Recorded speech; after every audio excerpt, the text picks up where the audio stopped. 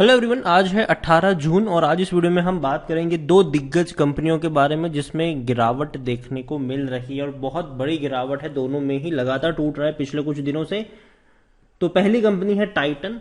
भैया कल टाइटन में 6% की गिरावट थी। बहुत बड़ी कंपनी है, टाटा ग्रुप की कंपनी है। ये 1935 पर आ चुका है, 2000 रुपए से भी नीचे ट्रेड कर रहा है। दूसरी कंपनी है हीरो मोटोकॉर्प, 2475 के आसपास है और ये भी लगातार टूट रहा है। वीडियो में डिस्कस करेंगे कि भैया खरीदारी के मौके हैं कि नहीं, सपोर्ट कहां पर है और क्या करना चाहिए। वीडियो को शुरू करूं से पहले अगर आपने अभी तक चैनल को सब्सक्राइब नहीं किया है तो प्लीज अभी इसे सब्सक्राइब कर लीजिए, क्योंकि आगे भी बहुत सारे वीडियोस हैं जो आपको काफी ज्यादा हेल्प करेंगे। तो शुरुआत करते हैं हम टाइटन के साथ। 1935 रुपए का शेयर, राकेश जी का फेवरेट शेयर कह सकते हो आप इसको। राकेश जी का बहुत बड़ा इन्वेस्टमेंट टाइटन में ही है। यहां पर एक महीने में देखें तो 11% तक टूट चुका है। 2255 से एक महीने का सबसे बड़ा लो 1935 का बना दिया है। एक साल की भी अगर हम बात करें तो पिछले एक साल में 13% का ग्रोथ है। 1670 रुपए का शेयर था, मतलब लो था यहां पर। बहुत बड़ी रफ्तार पकड़ी थी इसने, 2712 रुपए तक गया। उसके बाद शार्प डिक्लाइन देखने को मिला। पहले रशिया यूक्रेन क्राइसिस ने हालत खराब करी, फिर तेजी भी अगर आई तो बाद में इन्फ्लेशन ने और ज्यादा हालत इनकी खराब कर दी। गिरावट है और काफी बड़ी गिरावट है पिछले कुछ दिनों में। लेकिन अगर हम लॉन्ग टर्म की बात करें, 10 साल की अगर हम बात करते हैं तो भाई साहब देखो, टाइटन ने पैसा तो बनाकर दिया है, उस बात से आप इनकार तो नहीं कर सकते हैं। और जब भी गिरावट आई है कुछ वक्त डेफिनेटली इसके लिए खराब रहा है।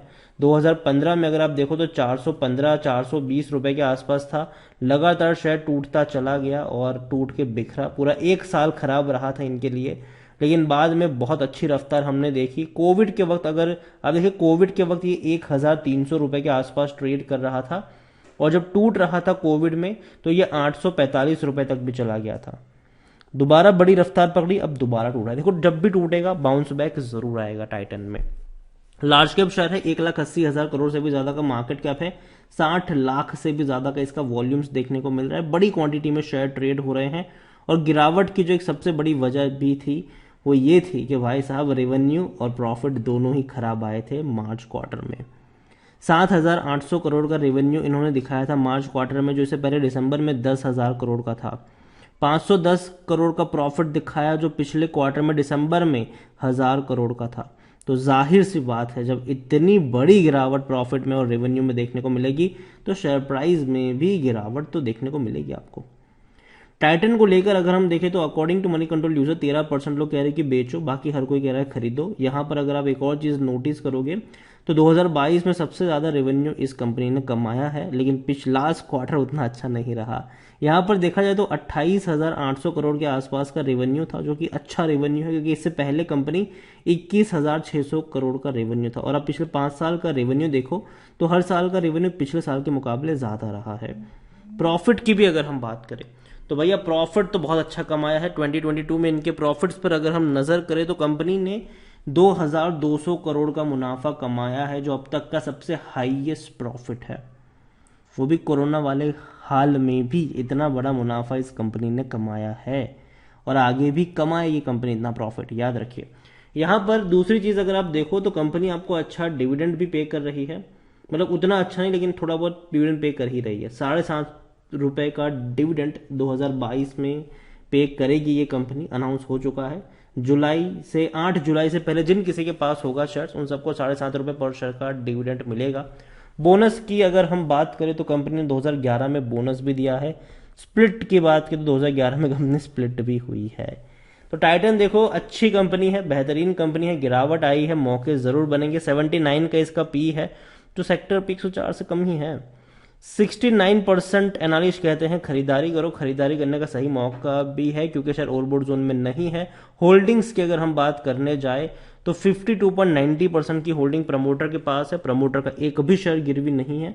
4.56 म्यूचुअल फंड, 5.65 डोमेस्टिक, 18.40% की होल्डिंग एफआईएस और 18.49 रिटेल और अदर पार्टीज के पास देखने को मिल रहा है।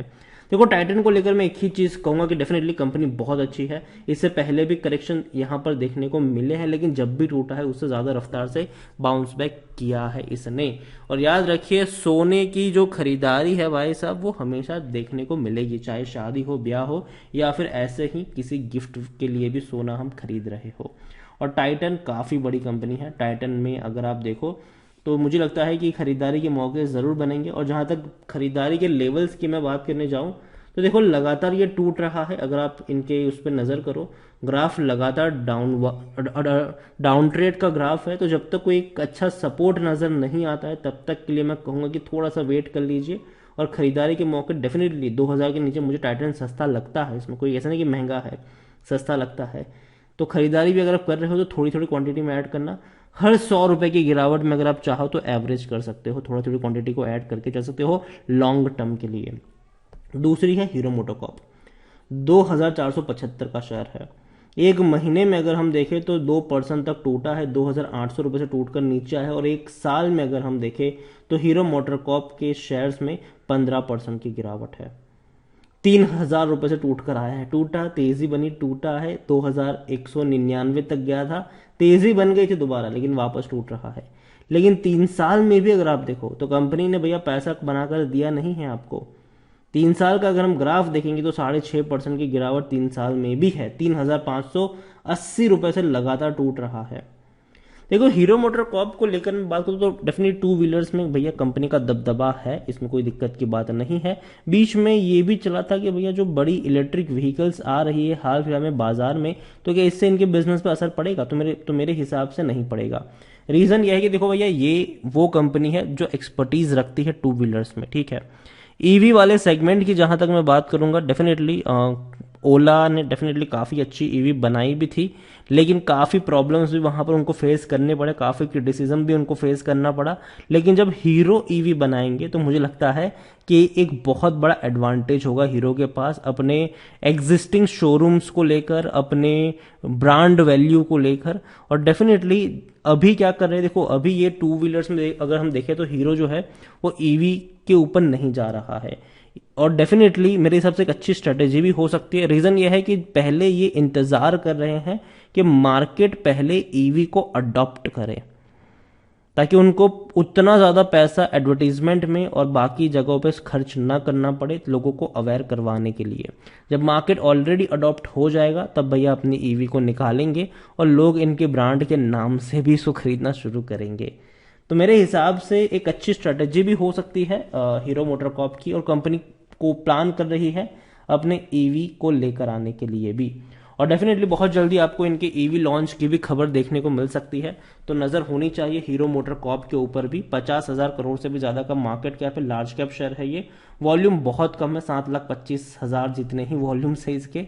और कंपनी के रेवेन्यू भी देखें तो हालांकि गिरावट जरूर है, इनके रेवेन्यू में गिरावट है, इनके प्रॉफिट लगातार टूट रहे हैं। जो रेवेन्यू पिछले साल 8,700 करोड़ का था वो पिछले क्वार्टर में 8,000 करोड़ रहा, और अब मार्च क्वार्टर में 7,500 करोड़ रहा। जो प्रॉफिट पिछले साल के मार्च क्वार्टर में 880 करोड़ था वो कम होकर पिछले क्वार्टर में 700 करोड़ रहा, और अब 611 करोड़ रहा। तो भैया प्रॉफिट कम हो रहे हैं, मार्जिन कम हो रहे हैं, और इसके अलावा रेवेन्यू भी इनके कम हो रहे हैं। और ये एक चिंता का विषय जरूर है अभी के लिए हीरो मोटरकॉर्प के। हीरो मोटरकॉर्प की बात करें तो 100% लोग कह रहे हैं कि खरीदारी करो। अगेन मैं अभी इस लेवल पर बाइंग की बात नहीं करूंगा। मुझे लगता है कि जो खरीदारी के मौके वो यहाँ से 200-300 रुपये नीचे के लेवल पर आपको बनते नजर आ सकते हैं।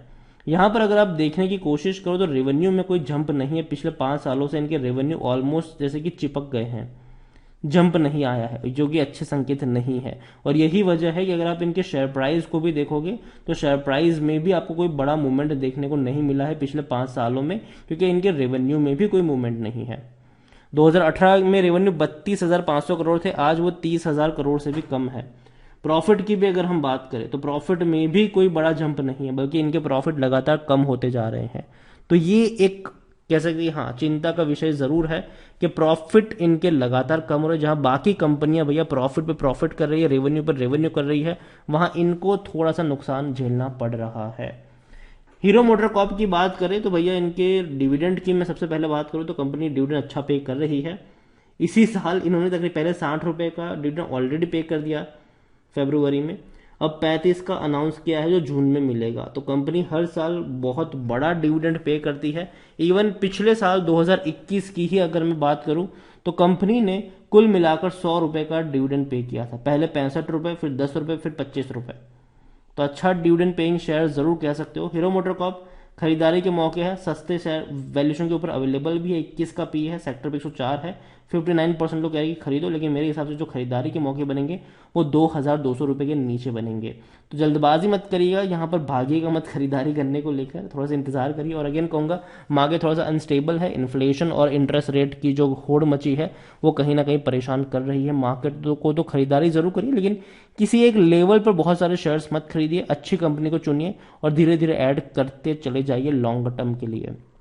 वीडियो को यहीं पे एंड करूंगा। पसंद आया हो तो लाइक कर, शेयर कर। चैनल पर अगर पहली बार आए तो प्लीज सब्सक्राइब करें। और हीरो मोटरकॉर्प और टाइटन दोनों में से कौन सी कंपनी आपको पसंद है वो भी आप मुझे कमेंट में लिखकर बता सकते हैं। Thank you.